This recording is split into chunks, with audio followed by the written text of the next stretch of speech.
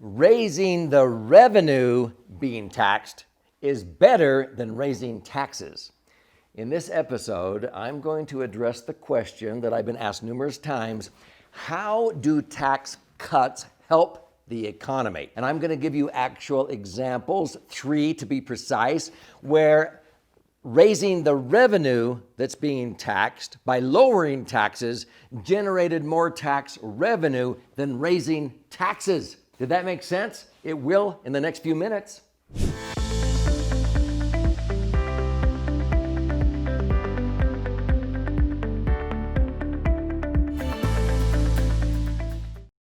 So I'm Doug Andrew. I'm an old geezer. I'm 68 years old right now. And I have been a financial strategist for more than 46 years, and I've lived through several major recessions where not only did Americans get hurt financially, but where also the government was lacking for revenue.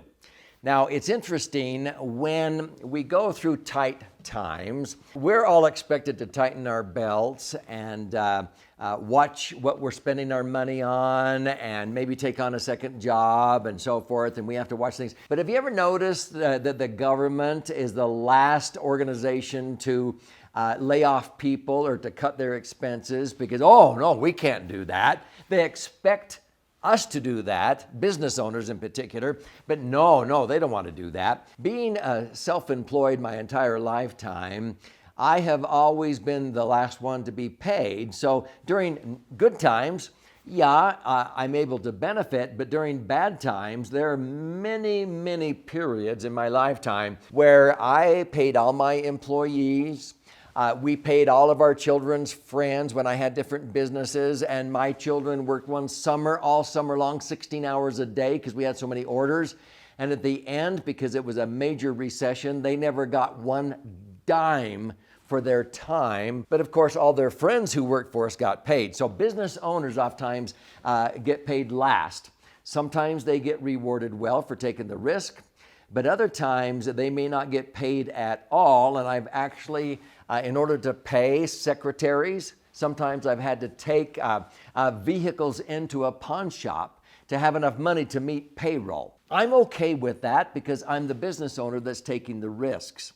But when I talk about tax cuts, many times people don't understand the concept that there are 2 basic philosophies. And if they understand these 2 philosophies, you can look at history in America in particular, and whatever political party was in power in Congress or in the executive branch in the presidency, you can tell why certain tax laws were passed. So this particular video is not a political agenda. It doesn't matter if you align more Republican philosophy or Democrat philosophy. I'm just going to show you that generally speaking, most of the time, the Democrat philosophy is, hey, we ought to try to have government do more and more things. And so that's going to cost money. And the best way to raise money, revenue for the government to provide these services is by raising taxes.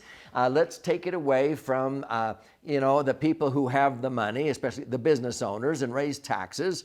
And then we'll have the money to be able to provide these different programs and benefits and so forth. It's very hard to lower taxes after taxes have been raised. But generally speaking, not all the time, the solution is let's raise taxes and let's redistribute the money and take from the people who have the money and redistribute it to these people with these programs, okay? I'm not saying I'm for or against that, but that's one philosophy. And the simple answer is let's raise taxes. Now, the other philosophy, generally embraced by the Republican political philosophy, is no, let's be more independent and let's have people pay for their own health care and their own this and that, and they'll be responsible, accountable, and so forth. And let's just have minimum government.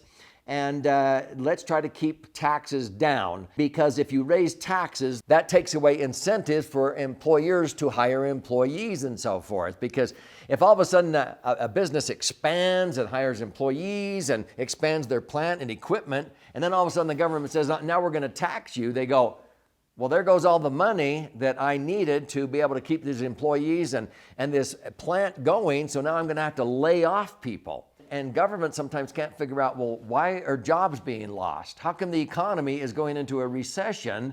All we did was raise taxes during a prosperous era. Well, it's because they took away the money that was going to be giving people jobs and higher wages and so forth. So it's this two-edged sword. And so if you look at history, let's go back to 1980. Now in 1980, I actually started in 1980 using my favorite vehicle, indexed universal life insurance, because it's totally tax-free. And this is taught on a lot of my other videos. But the question in this video is, how do tax cuts help the economy? President Reagan became president in 1980, and we had a horrible recession. And in fact, it was so bad, 16,000 homeowners in Houston, Texas lost their homes in foreclosure. Now, 16,000 homeowners didn't all of a sudden become bad people. They just couldn't make their mortgage payments. They lost their jobs and so forth. And so there was a major recession. It was the oil crisis and so forth. We call it the energy crisis. Well, Reagan, was he Republican or Democrat? He was Republican. So his philosophy is, no, the best way for the government to get tax revenue is by raising the revenue in the economy, raising the revenue that's being taxed. You do that by lowering taxes. So it took until his second term in 1986 before he finally passed what is called the 1986 Tax Reform Act. And so he lowered taxes. He actually took away some deductions and so forth, but he lowered taxes because the tax rates were as high as 70%. After he passed that, the highest tax you would ever pay federally would be 28%. There was this little 33% bubble because on your first so much income, you only paid 15%. But retroactive back to the first dollar, he didn't think any American should have to pay more than 28% of their income to the federal government in tax. So that was 28%, and then 41 out of 50 states now has a state income tax. Most of the time, those states averaged around 7. If you have 7 on top of 28, that was about 35%. He didn't believe any American citizen should pay out more than 35% in taxes to the federal government and the state government combined. That set up the most prosperous decade, the 1990s, because he actually lowered taxes, and that caused all kinds of stimulus in the economy, and we had this boom, and people hired, and they expanded, and he raised the revenue that was being generated that was being taxed. And the study showed that there was actually more tax revenue by lowering taxes because he raised the revenue that was being taxed even at a lower rate. Does that make sense? Well, we were so prosperous, all of a sudden, oh, golly, now let's have government do this and this and this. Well, what happened is taxes started to climb up to 39, nearly 40% for the federal government, and then a lot of states raised it, and so all of a sudden people were approaching 45, 50% or more in tax. And what happened? Companies said, we can't afford this many employees anymore. We're being taxed to death and so forth. And so all of a sudden we started to get into trouble. And then the perfect economic storm occurred in 2001. What happened? So in 2001, this is after the Clinton years, who was president of the United States? Now, Clinton was Democrat. And this is sort of why we had a lot of government spending and expansion and taxes went up, up, up, up, up. Well, all of a sudden, 9/11, September 11th of 2001, we had the terrorist attacks. And all of a sudden, the economy went into a tailspin.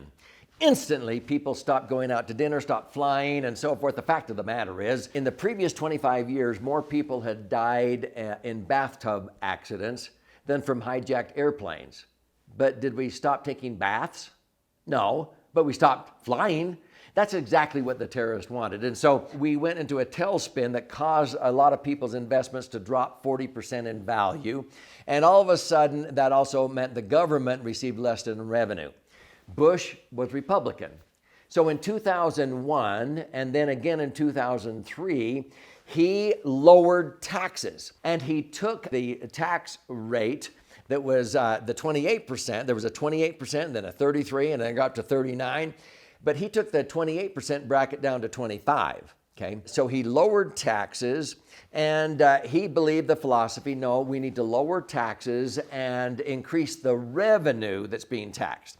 Well, sure enough, what happened is people could borrow money for a house at unbelievable low interest rates, because I remember paying as high as 18% on my mortgage in 1980. Well, I could borrow money at 3 and 4%, and so people had no choice. They borrow money, and when they borrowed the money on their house to refinance their mortgage at these low interest rates, they took out a little bit of equity, and they finished a bathroom.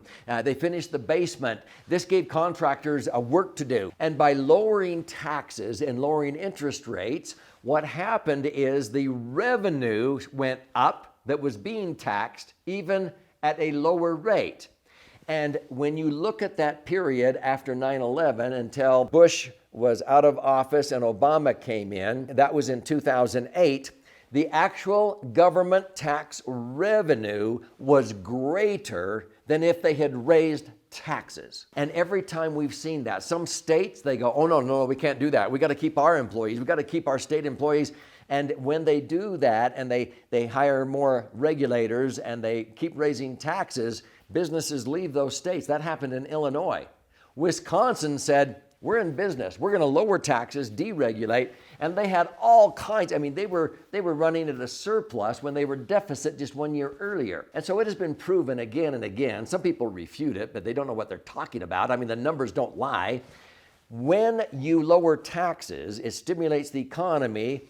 Companies hire, they buy plants and equipment, and therefore the revenue in the country that's being taxed generates more tax revenue than if they raise taxes and people and employees are laid off and they lose their jobs. And then the government is on the hook to pay unemployment. So the last time that has happened has been when?